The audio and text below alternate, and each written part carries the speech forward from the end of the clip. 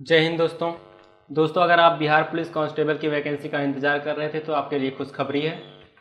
Bihar police constable के notification आ चुके हैं। कुल 9,900 पदों पर भर्ती होनी है, जिसके लिए ऑनलाइन आवेदन 31 जुलाई से स्टार्ट हो जाएंगे। तो इस वीडियो में मैं आपको इस भर्ती प्रक्रिया से जुड़ी कुछ बातें, जैसे कि आयु कितनी होनी चाहिए, लंबाई कितना होना चाहिए, सीना कितनी होनी चाहिए, इसके लिए फिर क्वालिफिकेशन क्या होनी चाहिए, और एग्ज़ाम का पैटर्न क्या होगा, सिलेबस क्या होगा, और ढेर सारी बातें मैं आपको इस वीडियो में बताने वाला हूं। तो इस वीडियो को लास्ट तक देखिए।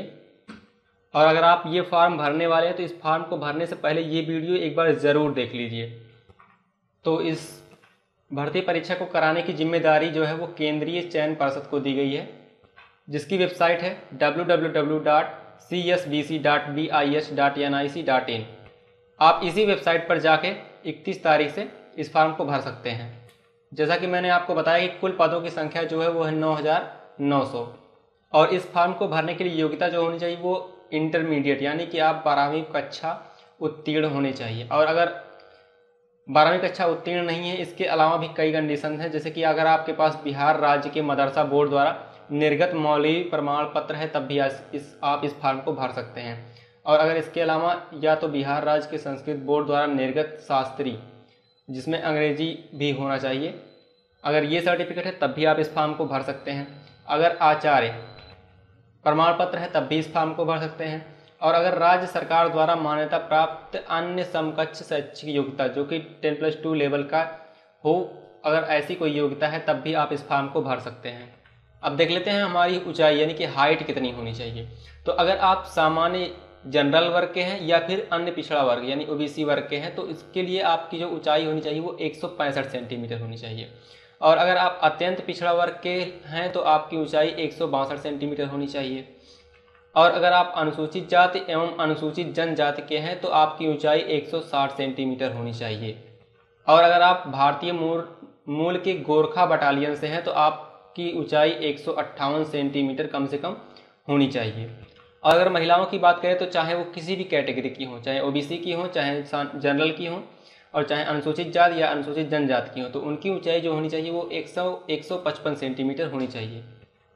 अगर चेस्ट की बात करें यानी कि सीना, जो कि सिर्फ पुरुषों के लिए अप्लाई होता है, यानी कि पुरुषों का ही चेस्ट देखा जाता है। तो अगर आप जनरल कैटेगरी के हैं या पिछड़ा वर्ग के हैं या फिर अत्यंत पिछड़ा वर्ग के हैं, इन तीनों कैटेगरियों में से अगर आप आते हैं तो आपकी जो चेस्ट की नाप होनी चाहिए वो बिना फुलाए 81 सेंटीमीटर और फुलाने के बाद 86 सेंटीमीटर कम से कम होना चाहिए।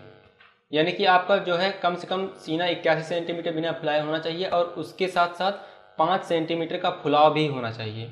और अगर अनुसूचित जाति के हैं या फिर अनुसूचित जनजाति के हैं तो आपका सीना जो होना चाहिए वो बिना फुलाए 79 सेंटीमीटर और फुलाने के बाद कम से कम 84 सेंटीमीटर होना चाहिए। और अगर गोरखा बटालियन से हैं भारतीय मूल के तो फिर बिना फुलाए 79 सेंटीमीटर होना चाहिए और फुलाने के बाद 84 सेंटीमीटर। यानी कि अनुसूचित जाति, अनुसूचित जनजाति और भारतीय मूल के गोरखा बटालियन से होने पर जो है दोनों की, इन तीनों जो सीने की माप है वो एक ही है, बिना फुलाए 79 सेंटीमीटर और फुलाने के बाद 84 सेंटीमीटर।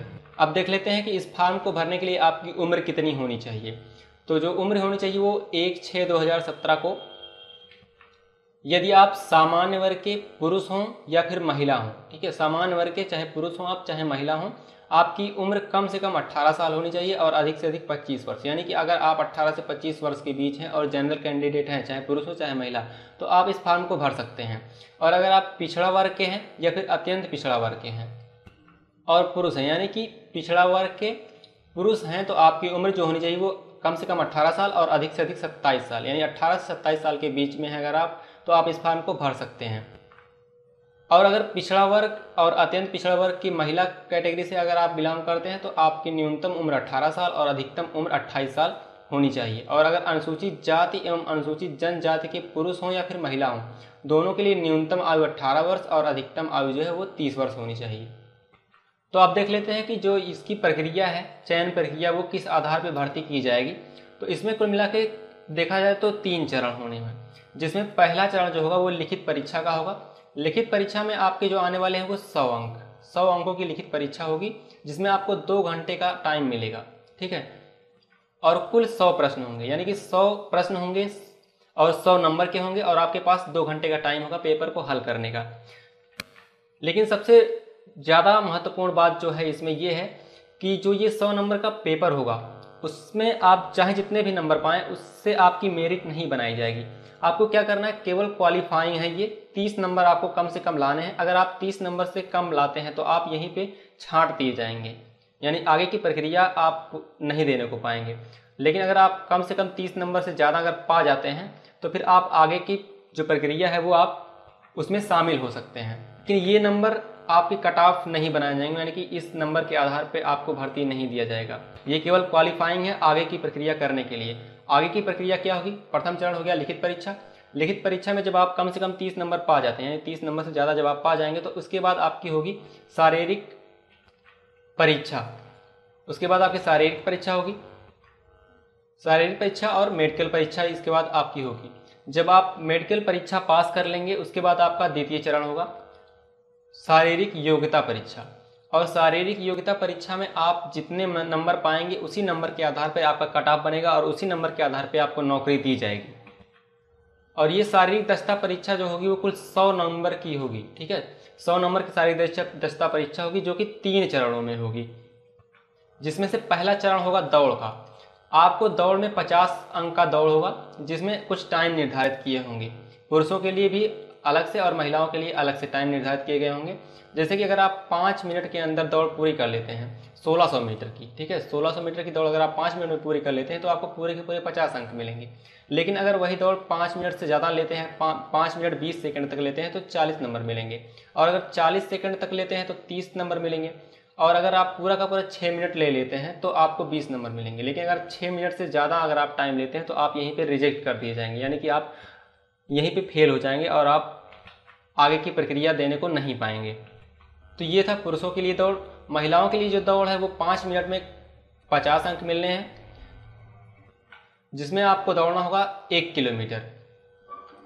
1 किलोमीटर दौड़ना होगा महिलाओं को। और अगर 5 मिनट में वो दौड़ पूरी करते हैं तो 50 अंक, 5 मिनट 20 सेकंड में दौड़ पूरी करते हैं तो 40 अंक, और 5 मिनट 40 सेकंड में दौड़ पूरी करते हैं तो 30 अंक, और अगर पूरा 6 मिनट लेते हैं तो उनको मिलेगा 20 अंक। दूसरा है गोला फेंक। आपको 1600 पाउंड का एक गोला फेंकना होगा, जिसके लिए कुल 25 अंक निर्धारित किए गए हैं। और महिलाओं के लिए 1200 पाउंड का गोला निर्धारित किया गया है, यानी कि पुरुषों को 1600 पाउंड का गोला फेंकना होगा और महिलाओं को 1200 पाउंड का गोला फेंकना होगा। जिसमें अगर पुरुष 16 से 17 फीट तक फेंकते हैं तो उनको मिलेगा 9 अंक। अगर 17 से 18 फीट तक फेंकते हैं तो 13 अंक। 18 से 19 फीट तक फेंकते हैं तो 17 अंक। 19 से 20 फीट तक फेंकते हैं तो 21 अंक। और 20 फीट से ज़्यादा अगर फेंक देते हैं तो उनको मिलता है पूरा का पूरा 25 अंक। इसी तरह से महिलाओं को अगर 10 से 11 फीट फेंकेंगे तो 9 अंक। 11 से 12 फीट फेंकेंगे तो 13 अंक। 12 से 13 फीट फेंकेंगे तो 17 अंक। और 13 से 14 फीट फेंकेंगे तो 21 अंक। और 14 फीट से ज़्यादा अगर फेंक देते हैं तो उनको पूरा का पूरा 25 अंक मिल जाएगा। तीसरी प्रक्रिया जो है वो है ऊंची कूद की। इसके लिए भी 25 अंक निर्धारित किए गए हैं, जिसमें अगर पुरुष 4 फीट से लेकर 4 फीट 4 इंच तक कूदते हैं तो उन्हें मिलेगा 13 अंक। और अगर 4 फीट 4 इंच से ज़्यादा और 4 फीट 8 इंच से कम यानी इन दोनों के बीच में कूदते हैं तो उन्हें मिलेगा 17 अंक। और 4 फीट 8 इंच से ज़्यादा और 5 फीट तक कूदते हैं तो मिलेगा 21 अंक। और अगर 5 फीट से ज़्यादा कूदते हैं तो उन्हें मिल जाएगा पूरा का पूरा 25 अंक। यानी कि आपको पूरे नंबर लेने के लिए 25 अंक लेने के लिए 5 फीट से ज़्यादा कूदना होगा। और अगर आप महिला हैं तो 3 फीट से ज़्यादा और 3 फीट 4 इंच से कम यानी इन दोनों के बीच में अगर कूदते हैं तो 13 अंक। 3 फीट 4 इंच से ज़्यादा 3 फीट 8 इंच तक मिलेंगे 17 अंक। और 3 फीट 8 इंच से ज़्यादा और 4 फीट तक कूदने पर मिलेंगे 21 अंक। और अगर 4 फीट से ज़्यादा कूदते हैं तो मिलेंगे पूरे के पूरे 25 अंक। तो इस तरह से ये 3 चरण होंगे आपके 100 नंबर के, और इसी अंक के आधार पे फाइनल मेरिट बनेगी और उसी मेरिट के आधार पे आपको जॉब दी जाएगी। तो अगर देखा जाए तो इसका फिजिकल टेस्ट काफ़ी टफ है, क्योंकि 5 फीट एक लंबी दूरी होती है कूदने के लिए, और 1600 मीटर की दौड़ 5 मिनट में पूरी करना ये भी काफ़ी टफ होता है। तो आपको मेरे ख्याल से आपको लिखित परीक्षा से ज़्यादा रनिंग, कूद और गोला फेंक पे ध्यान देना होगा। तो अगर आप अपने आप को फिट मानते हैं और मानते हैं कि हम इस कठिन परीक्षा को पास कर लेंगे तो फिर आप इस फॉर्म को ज़रूर भरिए। तो इसके लिए जो ऑनलाइन आवेदन है वो 31/7/2017 से प्रारंभ हो जाएगा, जिसके लिए वेबसाइट है www.csbc.bih.nic.in। आप यहाँ पे 31 तारीख से ऑनलाइन आवेदन कर सकते हैं, जिसके लिए अगर फीस देखा जाए तो अत्यंत पिछड़ा वर्ग और सामान्य वर्ग के लिए जो फीस निर्धारित की गई है वो 450 रुपये और अनुसूचित जाति और अनुसूचित जनजाति के लिए फीस 112 रुपये निर्धारित की गई है।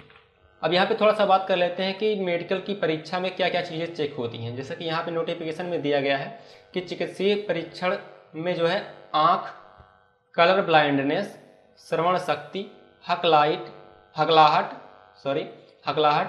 फ्लैट फुट, नॉक नी आदि की जांच की जाएगी। तो अगर आपको ये चीज़ें नहीं पता है कि कलर ब्लाइंडनेस क्या होता है, श्रवण शक्ति क्या होती है, हकलाहट क्या होता है, फ्लैट फुट और नॉक नी क्या होता है, तो मैंने एक वीडियो ऑलरेडी अपलोड किया है, आप उस वीडियो को देखिए। उस वीडियो में मैंने पूरा बताया है कि मेडिकल परीक्षा में क्या क्या टेस्ट होता है और अगर ये प्रॉब्लम है तो उसको कैसे ठीक करते हैं, तो जिसकी लिंक मैं आपको डिस्क्रिप्शन में दे दूंगा। आप वहाँ से इस वीडियो को ज़रूर देख लीजिएगा, ताकि अगर आपके अंदर कोई प्रॉब्लम है तो आप उसे कम समय में ठीक कर सकें। तो अगर आपको ये वीडियो पसंद आई हो तो इस वीडियो को लाइक ज़रूर कीजिएगा, और अगर आपको लगता है कि इस वीडियो में कोई जानकारी अधूरी रह गई है तो आप उसे हमें कमेंट करके पूछ सकते हैं। और अगर आपको लगता है कि हमारा चैनल आपके लिए परफेक्ट है, आपको जो चीज़ें चाहिए वो हमारे चैनल पे मिल जाता है, जैसे कि पुलिस भर्ती संबंधित सारी जानकारियाँ हमारे चैनल पे आपको मिल जाएंगी, तो आप हमारे चैनल को ज़रूर सब्सक्राइब कर लीजिए, ताकि फ्यूचर में जितने भी पुलिस भर्ती आने वाली हैं उन सभी की तैयारी आप अच्छे ढंग से कर सकें और लेटेस्ट अपडेट्स आपको मिलते रहें। तो आप हमारा चैनल जरूर सब्सक्राइब कीजिए और अपने दोस्तों को भी सब्सक्राइब करने के लिए ज़रूर कहिए। आपका इस वीडियो को देखने के लिए बहुत बहुत धन्यवाद। मिलते हैं नेक्स्ट वीडियो में, तब तक